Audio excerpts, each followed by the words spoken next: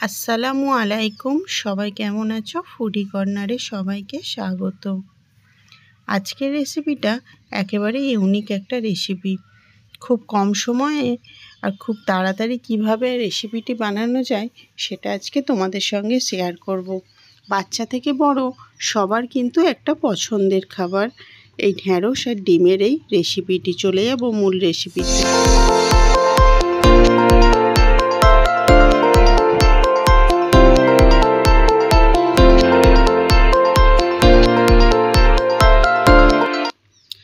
ঢ্যাঁড়স কিন্তু গরমের দিনে আমরা প্রত্যেককেই খাই।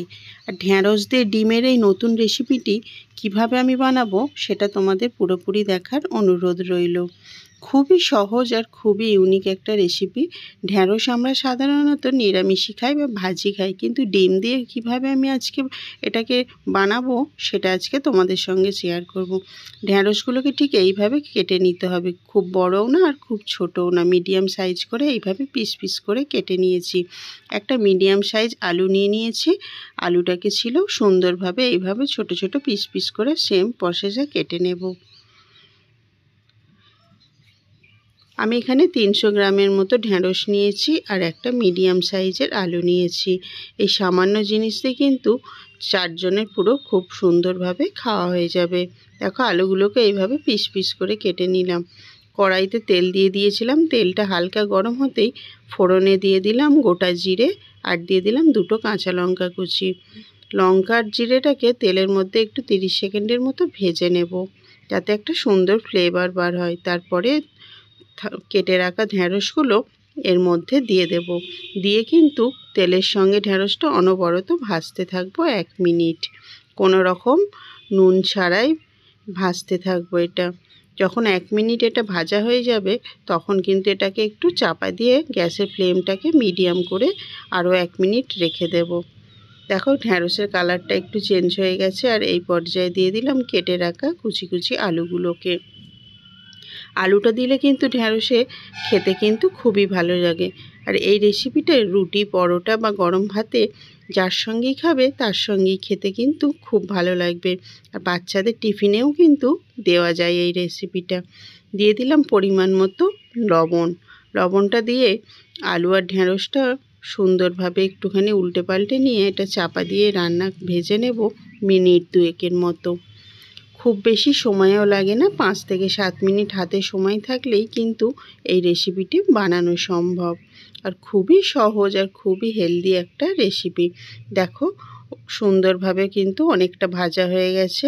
আর এই পর্যায়ে দিয়ে দেবো 1/2 চামচের মতো হলুদ গুঁড়ো।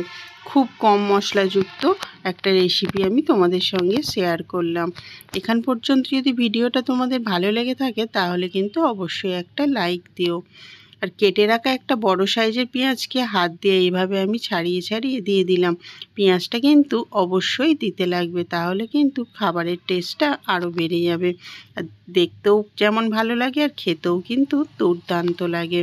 যেহেতু আমি কাঁচা লঙ্কা এখানে ইউজ করেছি আর বাচ্চারা খাবে, তাই আমি এখানে আর গুঁড়ো লঙ্কা ইউজ করলাম না। ঝালটা কিন্তু যে যার মতো করে বুঝে দেবে। অনবরত পেঁয়াজটার সঙ্গে ঢ্যাঁড়স আলুটা ভাজতে থাকবো 30 থেকে 40 সেকেন্ডের মতো। আর আবারও আমি এটা চাপা দিয়ে রেখে দেব 1 মিনিটের জন্য।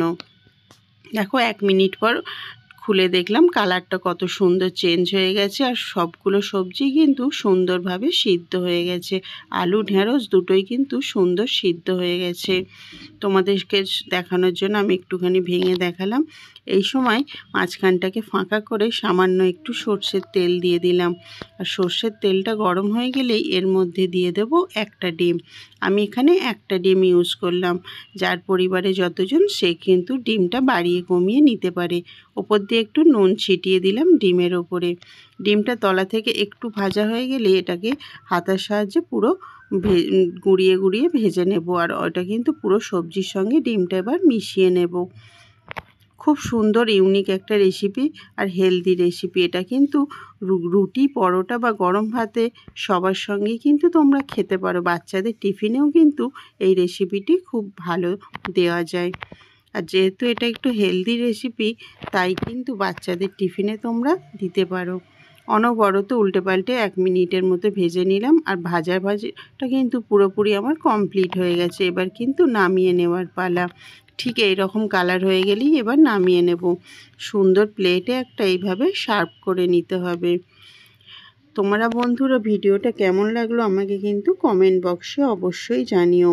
আর গরমের দিনে প্রত্যেকের বাড়িতে থাকা ঢ্যাঁড়স দিয়ে এই রকম একটা রেসিপি অবশ্যই একবার বানিয়ে দেখো। ডিমটা কিন্তু তোমরা পছন্দ মতো বাড়িয়ে কমিয়ে নিতে পারো। রেসিপিটি কেমন লেগেছে বন্ধুরা অবশ্যই জানিও। আর এরকম যদি নতুন নতুন তোমরা ভিডিও পেতে চাও বা নতুন নতুন রেসিপি যদি দেখতে চাও তাহলে কিন্তু চ্যানেলটিকে সাবস্ক্রাইব করার অনুরোধ রইল। আর পাশের বেল আইকনটি কিন্তু অবশ্যই টিপে দিও, তাহলে কিন্তু ভিডিও দেওয়ার সঙ্গে সঙ্গে নোটিফিকেশান পৌঁছে যাবে। আল্লাহ হাফেজ।